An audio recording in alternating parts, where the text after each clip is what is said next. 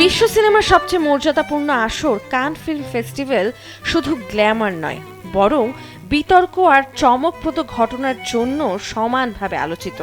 সম্প্রতি the guardian প্রকাশ করেছে কানের ইতিহাসের সবচেয়ে আলোচিত ঘটনাগুলোর একটি তালিকা, যেখানে উঠে এসেছে বহু চমকে দেওয়া কাহিনী।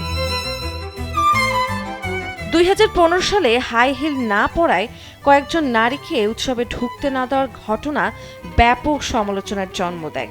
আবার 2023 সালে এক ফরাসি নির্মাতার বিরুদ্ধে সাংবাদিকের মুখে থুতু ছোড়ার অভিযোগ ওঠে, যা উৎসবের ভাবমূর্তিকে প্রশ্নবিদ্ধ করে। 1987 সালে পুরস্কারজয়ী পরিচালক মরিস পিয়ালাত দর্শকদের দুয়োর জবাবে ক্ষোভ প্রকাশ করেন। আবার 2002 সালে ইরিভার্সিবল ছবির সহিংস দৃশ্য দেখে শতাধিক দর্শক হল ছেড়ে বেরিয়ে যান, কেউ কেউ অসুস্থও হয়ে পড়েন। 1973 সালে এক ছবির প্রদর্শনীতে দর্শকদের বমির গুঞ্জনও ছড়িয়ে পড়ে।